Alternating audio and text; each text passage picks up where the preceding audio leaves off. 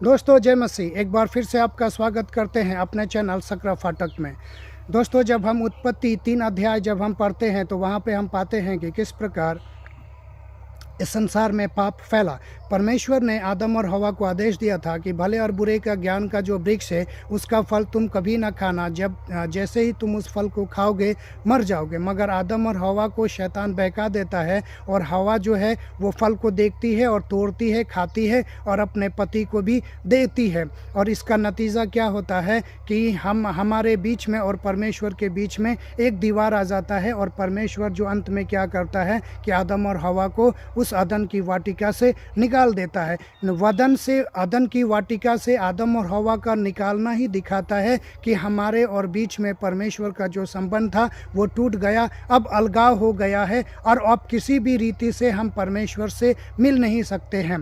दोस्तों इस संसार में परमेश्वर ने सारा अधिकार इंसानों के हाथ में दिया था। परमेश्वर ने कहा था, परमेश्वर ने इंसान को अपने स्वरूप और अपनी समानता में बनाया था और इसलिए बनाया था कि इंसान और परमेश्वर मिलकर के पृथ्वी और स्वर्ग के ऊपर में शासन करे। उसके पास में एक महान योजना थी इंसान के लिए, पर इंसानों ने परमेश्वर की अधीनता को स्वीकार नहीं किया और वो कार्य किया जिसके लिए परमेश्वर ने मना किया था। जो अधिकार परमेश्वर ने इंसानों को दिया था उस अधिकार को इंसान ने खो दिया और वो अधिकार जो है शैतान को दे दिया। अब जब ये अधिकार जो है शैतान के हाथों में आया तो उसने क्या किया दोस्तों, उसने इंसान को अपना गुलाम बना लिया और पाप जो है हर एक के जीवन में व्याप्त हो गया और हर कोई पाप से ग्रसित हो गया। अब उसके बाद में जितने भी लोग जन्म होते हैं सब पापी स्वभाव में जन्म लेते हैं और मृत्यु की प्रभुता उनके जीवन में होती है। ऐसा हम देखते हैं कि फल को खाते ही वो लोग क्या होता है,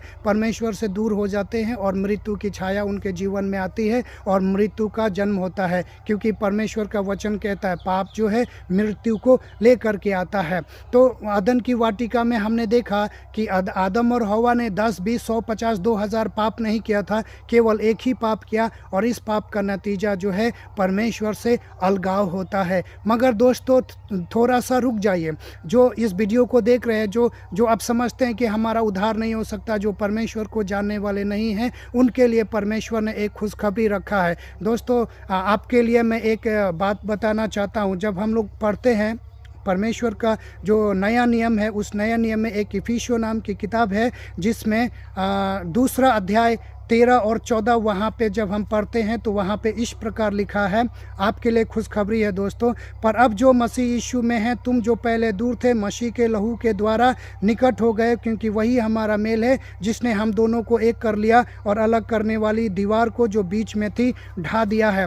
दोस्तों जब परमेश्वर ने जब शैतान ने इंसान को परमेश्वर से दूर कर दिया, इंसान से पाप करा करके, तो परमेश्वर ने एक योजना बनाया और उस योजना के अनुसार परमेश्वर ने अपने पुत्र को इस संसार में भेजा और जो दीवार था हमारे और परमेश्वर के बीच में, जो पाप का दीवार था, जो किसी भी कारण से इंसान का किसी भी अच्छा कर्म से या किसी भी ऐसी रीति से वो दीवार जो है टूट नहीं सकती थी, पर उस दीवार को परमेश्वर के पुत्र ने ढा दिया दोस्तों। और उसका नतीजा क्या हुआ कि आज हम परमेश्वर से संपर्क कर सकते हैं, आज हम परमेश्वर से मिल सकते हैं, आज हम परमेश्वर से बातचीत कर सकते हैं। दोस्तों क्या होता है जब परमेश्वर की अधीनता हम लोग स्वीकार नहीं किए, आदम और हव्वा ने पाप किया, तो शैतान जो उनको बहका देता है और बहकाने के बाद में क्या होता है, पाप जो है पूरी तरीके से सृष्टि में व्याप्त हो जाता है और शैतान के हाथों में ये सारा अधिकार आता है। और सारा अधिकार आने के बाद में शैतान जो है अपना राज्य चलाता है, लोगों को अलग अलग तरीके से भरमा देता है, अलग अलग जाति में, समाज में, कौम में उनको बांट देता है। किसी को हिंदू, किसी को मुस्लिम, किसी को बौद्ध, किसी को जैन, किसी को क्या बना देता है और उनको दर्शन देता है, ये करता वो करता है और सभी अपने बुद्धि अपने ज्ञान से किताब लिखते हैं और लोग उसी का फॉलो, उसी का अनुसरण करते। इस प्रकार परमेश्वर के लोगों को, जिसको परमेश्वर ने अपने स्वरूप और अपने समानता में बनाया था, बांट देता है और नफरत पैदा करता है एक जाति से दूसरे जाति के बीच में। गैर यहूदी जो है यहूदी से नफरत करते, मुस्लिम लोग हिंदू से नफरत करते, करते, हिंदू मुस्लिम से नफ़रत करते, ईसाई लोग भी एक दूसरे से नफ़रत करते हैं, उसके बाद में जैन भी एक दूसरे से नफ़रत करते, बौद्धिस्ट भी एक दूसरे से नफ़रत करते। इस प्रकार नफ़रत जो है एक दूसरे में भरा, शैतान ने भरा, और उसका नतीजा क्या होता है, कोई भी एक दूसरे को देखना नहीं चाहता है, और पाप का जो नाना प्रकार का जो वैरायटी है वो सारा संसार में लोगों के जेहन में वो शैतान जो है भरता है, और भर करके ऊंच नीच का दीवार खड़ा करके सबको अलग थलग कर देता है परमेश्वर से। मगर परमेश्वर क्या करता है, ये जो दीवार थी इंसान और परमेश्वर के बीच में, यहूदी और गैर यहूदी के बीच में, हिंदू और मुस्लिम भाइयों के बीच में, ये सभी के लिए परमेश्वर जो है खुशखबरी लेकर के आता है। और ये जो नफ़रत का दीवार है, ये जो पाप का दीवार है, जो हिंसा, नफ़रत, जलन, बैर, कटुता, कुरहन, जलन, जितने भी प्रकार का दीवार है, ये सभी दीवार को परमेश्वर जो है तोड़ देता है। और जो संबंध जो है परमेश्वर से और इंसानों से टूटा हुआ था, फिर से उस संबंध को जोड़ देता है। एकमात्र किसके द्वारा होता है, वो होता है प्रभु यीशु के लहू के कारण ही होता है। यहाँ पे लिखा है क्योंकि वही हमारा मेल है। ये कौन किसके बारे में बात कर रहा, केवल और केवल प्रभु यीशु के बारे में कह रहा है कि प्रभु यीशु ही हमारा मेल है, दूसरा किसी के द्वारा मेल नहीं होता है। दीवार जो है, यहाँ पे दीवार शब्द आया है, तो दीवार जो है दूरी को दिखाता, अलगाव को दिखाता है। और यहाँ पे एक और शब्द आता है अलग करना, अलग भी है, पृथकता को दिखाता है, यानी अलगाव को दिखाता है। उसके बाद में निकट दूर जो है, फिर से अलगाव को दिखाता है। बीच जो है अलगाव को दिखाता है, टूटा हुआ संबंध को दिखाता है। दीवार जो है टूटे हुए संबंध को दिखाता है दोस्तों। तो इस प्रकार परमेश्वर ने इन सारे संबंधों को क्या किया, तहस नहस किया, और इन सारे दीवारों को परमेश्वर ने तोड़ा, और फिर से इंसान का संबंध जो है परमेश्वर के साथ में क्या किया, जोड़ दिया, एका कर दिया। और अब कोई भी परमेश्वर के साथ में जा करके अपना उद्धार और अपने मुक्ति के लिए परमेश्वर से प्रार्थना कर सकता है, परमेश्वर से मेल मिलाप कर सकता है प्रभु यीशु के द्वारा। दूसरे किसी और के द्वारा हमारा उद्धार नहीं हो सकता। दोस्तों, जब हम पढ़ते हैं मत्ती यूहन्ना 4:22 हम जब पढ़ते हैं तो वहाँ पे सामरी स्त्री का जिक्र आता है दोस्तों, पर मैं वो पूरा अध्याय नहीं पढ़ूंगा। आप जा कर के यूहन्ना 4 अध्याय पढ़ लीजिए, आपको समझ में आ जाएगा।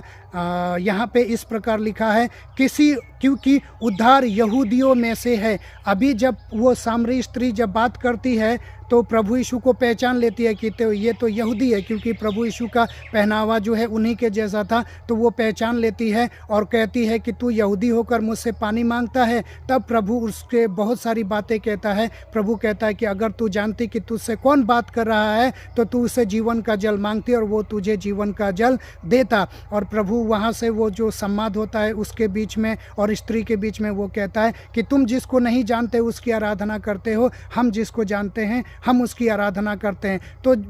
तो दोस्तों, अगर हम अपने आप को रखते हैं उस सामरी स्त्री के जगह पे, तो हम भी उस समय परमेश्वर को जानने वाले लोग नहीं थे, परमेश्वर को नहीं जानते थे, हम परमेश्वर से दूर थे, क्योंकि पाप हमारे जीवन में था और हम शैतान के चलाए चलते थे। मगर परमेश्वर ने क्या किया, शैतान का सारा बंधनों को हमारे जीवन से तोड़ा और हमारे बीच में और परमेश्वर के बीच में शैतान ने जो दीवार खड़ा किया था, उस दीवार को तोड़ करके हमको परमेश्वर से मिलाया। और आज हम जानते हैं कि प्रभु यीशु के द्वारा ही हमारा उद्धार हो सकता है। हमारा उद्धार अल्लाह नहीं कर सकता, हमारा उद्धार बौद्ध नहीं कर सकता, हमारा उद्धार जैन नहीं कर सकता, हमारा उद्धार और कोई भी नहीं कर सकता। केवल और केवल प्रभु यीशु के द्वारा ही हमारा उद्धार हो सकता है। और ये यहूदी जाति से ही हमारा उद्धार हो सकता है, और कोई भी हमारा उद्धार नहीं कर सकता, क्योंकि हमारा प्रभु यीशु खुद यहूदी जाति में जन्म लिया था।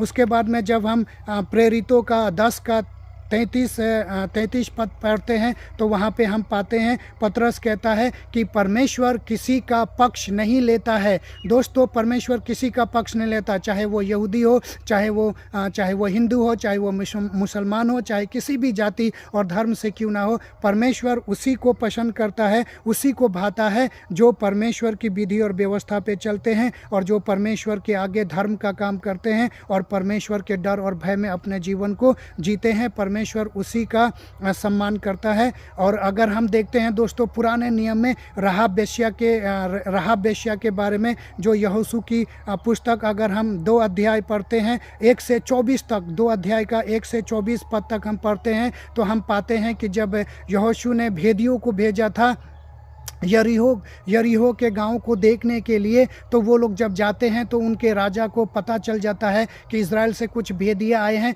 तो उनको मारने के लिए अपने सैनिकों को भेजता है। पर ये राहाब वेश्या जो है उनको छिपा लेती है। उनके घर में जब वो सैनिक लोग आते हैं तो कहते कि नहीं नहीं, मैं तो नहीं जानते कि वो कौन था, वो लोग उस तरफ चले गए हैं। इस प्रकार वो बचा लेती है। और परमेश्वर जो है जब परमेश्वर के लोग उस गाँव में आते हैं यरीहो में हमला करने के लिए, तो इस राहाब वेश्या का घर जो है और उसके घर के सदस्यों के जितने भी लोग होते हैं उनको परमेश्वर जो है बचा लेता है। इज़राइली लोग उनको नुकसान नहीं करते। यहाँ से हमको पता चलता है कि परमेश्वर किसी का भी पक्ष नहीं लेता है। परमेश्वर हर उस इंसान को प्रेम करता है जो उसके खोजी हैं, जो उसके पीछे चलते हैं और जो उसके प्यासे हैं। उन सब के लिए परमेश्वर ने वो दीवार को गिरा चुका है। पर जो नहीं मानते हैं परमेश्वर को और उस दीवार के पास ही खड़े रहते हैं और अपना विधि व्यवस्था, अपना चाल चलन के अनुसार कार्य करते हैं, तो ऐसे लोग कभी भी उस दीवार को पार करके